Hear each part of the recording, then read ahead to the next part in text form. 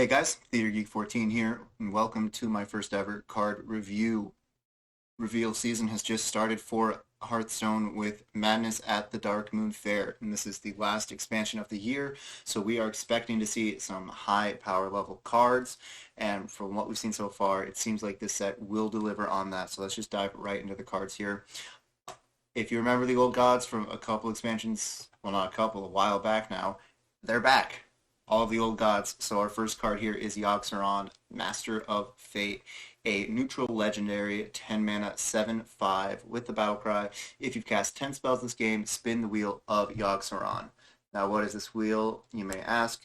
There are 6 different outcomes on this wheel, 5 of them having a 19% chance to activate. You have Hand of Fate, fill your hand with random spells, they cost 0 this turn. Curse of Flesh, fill the board with random minions, give yours Rush. Mind Flayer Goggles, take control of 3 random enemy minions. Mystery Box, cast a random spell for every spell you've cast this game, targets chosen randomly. Or Devouring Hunger, destroy all other minions, gain their attack and health. And then there's a 6th option, Rod of Roasting, which has a 5% chance of activating, and that is cast Pyroblast randomly until a player dies. Now, this is obviously a big payoff card, big end of game swing. You need to have cast 10 spells this game. And honestly, I'm going to be giving this card 5 stars because personally I think this is a big enough swing. Random spells that cost 0. Uh, I mean, any class that should be enough to take control of the board, possibly even kill your opponent. Filling the board with random minions, giving yours Rush. Whether or not you're ahead on the board already, you should be after this. Having your minions all have Rush. You should be able to take control of the board. You get to choose all the trades. I mean, there are going to be the scenarios where it doesn't work out. You get a bunch of weak stuff. Your opponent gets a bunch of good stuff, and then you're screwed. But if you're playing Yogg, you already probably aren't too far ahead. 3 random enemy minions. If they have a board, you take them. Now it's your board. Random spell for every spell you've cast this game. That's the normal Yogg-Saron of old, and if you're going to get at least 10 spells because that's the requirement for Yogg to be active. Destroying all other minions, gain their attack and health. That's a board clear, which isn't bad. And then Pyroblast randomly until a player dies. I mean, someone's about to win. I think none of these options are particularly bad, and they are all game changing enough that you don't need to worry about the randomness of the card. I think it's good enough to run, and it's good enough to be your end game. All right, next up here we have Cthulhu the Shattered, a neutral legendary 10 mana. 10 mana 6/6. Start a game, break into pieces, battle cry, deal 30 damage, randomly split among all enemies. So this is a start of game card, which I don't even remember which last expansion had actual start of game cards. So start a game, break into pieces. So those 4 pieces, breaks into 4 pieces, those go into your deck. They are all 5 mana spells. So you have the Body of Cthulhu, which summons you a 6/6 Cthulhu's Body with Taunt. There's the Eye of Cthulhu, deal 7 damage, randomly split among all enemies. The Heart of Cthulhu, deal 3 damage to all minions. And the Maw of Cthulhu, destroy a minion. So at worst, Maw Cthulhu, 5 mana, destroy a minion, that's Assassinate. That's a okay to bad card. Heart of Cthulhu, deal 3 damage to all minions. For 5 mana, not too bad, a little worse than Hellfire, but it's only minions. Eye of Cthulhu, deal 7 damage, randomly split among all enemies. That is like Avenging Wrath, but cheaper for a little less damage. And a 5 mana 6/6 Taunt is good stats for the cost. I think Cthulhu is going to be a very solid card. This is the old god I'm most excited for. I think it will be class specific. I think this will fit best into classes that will actually draw cards, because the deal is once you draw all 4 pieces of Cthulhu, then Cthulhu himself, the 10 mana 6/6, gets shuffled back into your deck. So you have to then draw Cthulhu and play him. So I think this will work better in classes like Warlock, which has card draw. Rogue, I think, will be probably the primary Cthulhu class. But I'm giving Cthulhu 4 stars because, again, I think having those spells in the mid game with board control, especially for something like Rogue, which does not have much board control by itself, will be particularly good for the deck. Is it going to be better than other like Rogue and Warlock archetypes. Maybe not, but I'm really excited to mess around with Cthulhu. Next up, we have Yasharaj. Yasharaj, I don't know how to say it. Yasharaj, the Defiler, another neutral legendary, one of the old gods. 10 mana, 10/10. Battle cry. Add a copy of each corrupted card you've played this game to your hand. They cost 0 this turn. So Yasharaj here, it depends. Because corrupted is the new keyword for this expansion. A corrupted card has a base stat and mana cost and whatnot. But then if while the corrupted card is in your hand, say it's a 4 mana card, if you play a card with a higher mana cost, so if you have play a 5 mana card while that 4 mana corrupted card is in your hand, it will then corrupt and gain additional effect. So Yasharaj here really just depends on which corrupted cards are any good. If there are a lot of good corrupted cards, which there may be, there's some that are looking pretty good, then Yasharaj can be an insane payoff at the end of the game. If there aren't good corrupted cards, especially for maybe one class's corrupted cards all suck, Yasharaj won't see any play. So I'm giving him 3 stars right now, a tentative 4 stars as he may be the big finisher. And last up of the old gods is N'Zoth, God of the Deep, a neutral legendary, 10 mana, 5/7. Battlecry, resurrect a friendly minion of each minion type. Maybe this is a hot take. I think N'Zoth is 1 star. Currently, there is really no reason to build a menagerie deck, and I don't think any cards could be introduced that will be good enough to make a menagerie deck. And especially if you're making a deck, N'Zoth very much implies that you want to have one of each minion type, right? So then once you play him, you get, 5, 6, maybe different minions, specific minions that you want. But then the idea that you only have, these 5, let's say 5 minions in your deck that you want to play and then have killed before N'Zoth, and then the rest of your minions can't have any tribe tags. It just seems like a lot of arbitrary barriers to building your deck. And then the other deal, you have to get them to die before you play N'Zoth, which maybe before turn 10 isn't that big of an ordeal.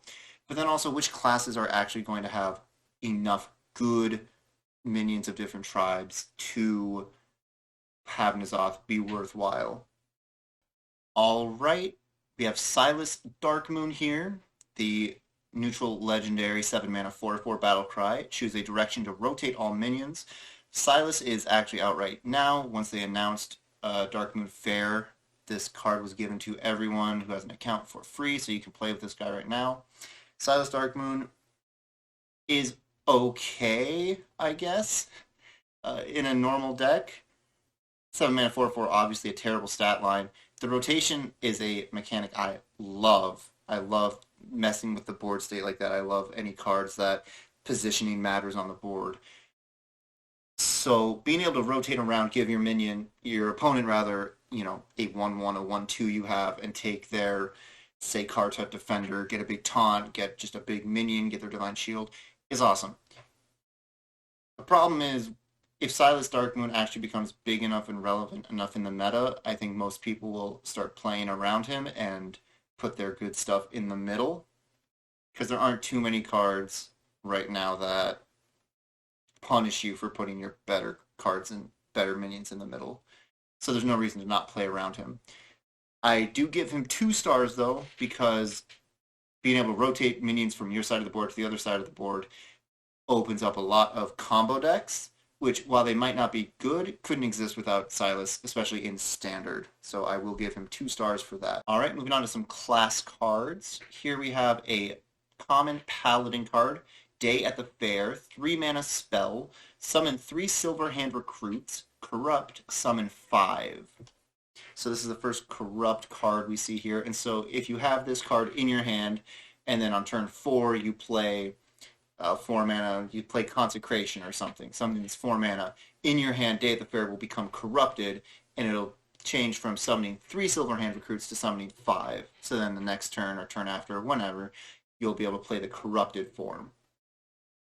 Day at the Fair, I don't think is crazy, but I also don't think it's bad. I think it's fine. I think a 3 mana summon 3 three 1/1s, especially for Paladin in a day and age where there's so many Librams around, there's Hands of a Doll, there are all these cards that are just buffs, buffs, buffs. I think just getting three bodies out on the board is not bad at all. The corrupted version Summon 5 is then quite good. The problem is with all the corrupted cards, and this one in particular, is obviously to corrupt it, you have to play it later. You don't play it on curve.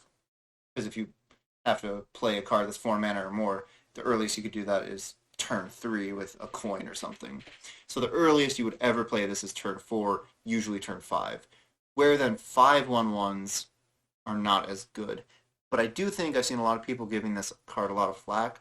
I think a 3 mana summon, 3 mana 5/5 essentially, is better than most people are giving it credit for. So I give this a solid 3 stars. All right, next we have a common priest card, Fortune Teller, 5 mana 3/3 taunt. Battle Cry, gain +1/+1 for each spell in your hand. I don't think Fortune Teller is good. 5 mana 3/3 to get a 5 mana 6/6, which would be where you'd start getting a payoff, is 3 spells in your hand, which isn't impossible. But Priest doesn't have a ton of reliable spell generation. There's some steal mechanics. They have plenty of minion generation, but no reliable spell generation. And then if you're running a deck with lots of spells to get Fortune Teller to be good, then why would you be running minions like Fortune Teller, which are so situational? And then also, Priest really doesn't care about getting like a big taunt. We can think about, forget, Abyssal Summoner, I believe, in Warlock, where it summons it's a 6 mana summon a taunt with stats equal to your hand size. So normally you could get a 9/9 out of that. If you have Valder's Felgorge, you get up to an 11/11, which I love the idea of that card. It's so fun, especially with Warlock and drawing. But Fortune Teller, the Warlock card is not very influential. Even if you get that 2/2 body of the card and then a 9/9 taunt from your hand size, it is not ridiculous. So even Fortune Teller, which has the potential to get a little bigger, I don't think will find any place in really any deck. I don't think you'll even be happy to get this off a Galakrond minion pull. So I give Fortune Teller 2 stars. Next up is a neutral common card, Fleet Hoof Pearl Tusk, 5 mana 4/4 with Rush, Beast Tag, Corrupt, gain +4/+4. I've seen a lot of people saying that this card looks just average. It looks okay. If Corrupt's a big thing, then it'll be good. I think this will be the next big Rush minion. Like how we have Faceless Manipulator, Faceless Corruptor right now. I think this is going to be the big Rush minion for the next year. A 5 mana 8/8 with Rush, because the Corrupt mechanic, earliest you get this down is about turn 7.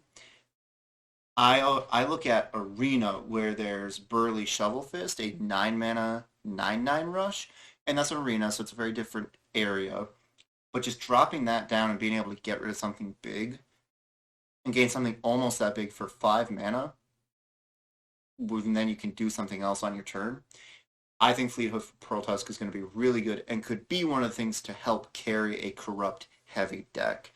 So I'm going to give this 4 stars. A 5 mana 8/8 is just too good to not be good. Next up we have Dunk Tank, a rare shaman spell, 4 mana, deal 4 damage, corrupt, then deal 2 damage to all enemy minions. So Dunk Tank I think is fine. 4 mana for deal 4, not very good. If you corrupt it for damage, then deal 2 damage to all enemy minions, kind of a weaker choose both Starfall from Druid, similar to Swipe from Druid as well. I think Dunk Tank is fine. I do not think you'll see any play anytime soon because Shaman just has much better board clears. Right now they have Earthquake, they have Haggis Scheme, they even have Plague of Murlocs I think is a little better than this. I think possibly after the rotation, so once the first set of next year starts, we might see Dunk Tank a lot more once some of those board clears clear out of the standard set. But for right now, I think Dunk Tank is just too okay to be played a lot. So I'm giving it 3 stars. All right, next we have a Druid spell epic. Guess the weight, 2 mana. Draw a card, guess if your next card costs more or less to draw it. So 2 mana, draw a card, and then you get to see how much that card costs. Then you get to guess higher or lower. If you're correct, you get to draw a second card. I think this is a very good card. Druid already has Rising Winds, which is 2 mana twin spell, summon a 3/2 or draw a card, which has twin spell, so it's different. But in Druid, for some reason, the 2 mana draw one does not feel that bad, albeit that is mostly played in Quest Druid, where you get to usually draw one and summon a 3/2, which is ridiculous. But Guess the Weight, I think, because of how decks will be built, especially a lot of Druid decks, depending on whatever card you get, you will be able to very accurately guess how much the next card will cost, because Druid tends to run a lot of either high cost stuff or low cost stuff. So I think this will pretty generally be a 2 mana draw 2, which is very good. The only caveat is I don't know how much Druid really cares about cheap draw. And that's the only holdback I see for this card. So I'm giving it 3 stars because I do think it's going to be consistent. I just don't know if that's good enough for Druid decks. All right, here we have a card that a lot of people are talking about. It's kind of a meme card. A neutral epic Darkmoon Rabbit, 10 mana 1/1 beast with rush and poisonous, and the cleave effect also damages the minions next to whomever this attacks. So the idea is you can place this on the field. It immediately gets to attack into a big taunt they have in the middle of the field, and then it also hits the things on either side of it and kills 3 minions in 1 hit. So I was saying before, I guess no cards punish you for putting your big stuff in the middle. I guess Darkmoon Rabbit technically does do that. I think this card is terrible, though. There are so many things that stop it from being good. Board position, if any of the enemy cards have Divine Shield or Reborn, then this doesn't do much. The fact that this is 10 mana, this is all you're doing this turn. You can, at best, get rid of 3 minions. The fact that it's a 1/1, which is kind of the point, but it's always going to die. It's never going to be on board as long as you hit it into anything with attack. I think Darkmoon Rabbit is terrible, and there's no way this will see play in any real deck. I'm giving this 1 star. Next, we have a Druid Legendary Kiri, Chosen of Elune, a 4 mana 2/2 with Battlecry. Add a Solar Eclipse and a Lunar Eclipse to your hand. Kiri, I give 4 stars. Druid doesn't really care about the weaker stats if it's in a ramp or spell Druid deck. And it adds 2 spells to your hand, one of which is a good spell and one of which is a fantastic spell. So I give this 4 stars, which means we should talk about the 2 spells it gives you. So Lunar Eclipse is a common Druid spell, 2 mana, deal 3 damage to a minion. Your next spell this turn costs 2 less. So essentially, if you're playing another spell this turn, it's a free deal 3 damage to a minion, which is one of the options of Wrath, which is a very commonly played Druid card, and you get a little bit of discount on it. So I think Lunar Eclipse is good. I don't think it's anything crazy. I think it's just fine, which is cool. On the other hand, Solar Eclipse, a common Druid spell, 2 mana. Your next spell this turn casts twice. So this card, I think, will become a staple of Druid. I mean, especially Spell Druid, and will make Kiri probably be in a lot of those. We see a lot. We've seen in duels recently, the new mode, there's a treasure in that which your first spell every turn is cast twice, and that treasure can be ridiculous. So I think Solar Eclipse here, I can't even imagine all the ridiculous combos this can do. A double board clear, a double draw, a double anything. I think this will be a very big spell, and I think it'll be running most Druid decks, any that have any meaningful spells. So Lunar Eclipse, I give 3 stars. Solar Eclipse, I give 5 stars.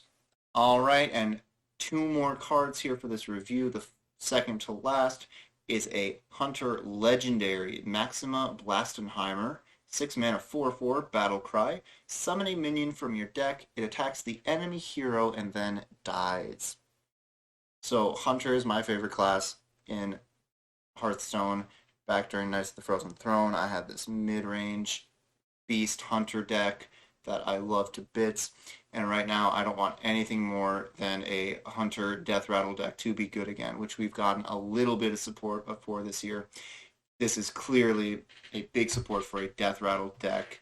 Summoning a minion, getting some face damage in, which Hunter loves to do, and then letting it immediately die, which you want to happen on a Death Rattle minion to get whatever effect it has. It's just, I don't know if Hunter can afford, for 6 mana on turn 6, presumably, just get some face damage and then some Death Rattle effect. Especially with how Hunter constructs its decks, you want some big Death Rattle effect, which presumably would be on a bigger minion, or just a bigger minion for face damage from the first half of this effect. But Hunter loves having little things that pester the board, that can hit face, smaller cards. So the deck building around Maxima here, I don't think there's any way to have a deck that's consistent enough for her to be good, and I don't think she's a good enough card to build the deck around her itself. So Maxima, as much as I would love for her to work, I think she's only a 2-star card at best. And to go along with Maxima, this is the last card of this review, another Hunter card, Darkmoon Tonk, a 7-mana 8/5 mech with Death Rattle, fire 4 missiles at random enemies that deal 2 damage each. So clearly Darkmoon Tonk, if you were able to consistently get a Maxima off, or get Darkmoon Tonk off of Maxima's effect, have this hit the face for 8, it dies, and then deals another 8 damage split between the enemy's board and face. That is fantastic. Again, I don't think Maxima's good enough to have that going. We also don't have any more real mech synergy since Boomsday rotated out. So the mech tag, I feel, is a little useless there. Darkmoon Tonk, though, I feel is a little bit better than Maxima by itself in a vacuum. I think if Hunter's just looking for something big to put down on turn 7, I think Darkmoon Tonk is pretty good. And then also in a world where we have Broom to give it rush for 1 mana, or if this happened to survive in a Death Rattle deck, and then we have Machnathal Lion to get out there with rush, get this Death Rattle, die fairly easily, and then do another 8 damage. I think Darkmoon Tonk makes sense. From Rise of Shadows, we have Oblivitron, which is a legendary Death Rattle. Summon a mech from your hand, activate its Death Rattle. So there's a very clear synergy there. I've tried to make so many Oblivitron decks work, though, back when we actually had mechs, and I could never make those work. So I highly doubt that any mech synergies will come out of Darkmoon Tonk as a card. But I think it's good enough of a card on its own to get 3 stars. Alright, and that wraps up this first card review. I'll be making more of these as the cards get announced and revealed over the next week and a half or so. I forget exactly how long the season is. If you have any questions or thoughts of yourself, tell me where I'm wrong. Let me know in the comments. I will read through those and we can have some friendly debates. But until next time, I'm Theater Geek 14, signing out.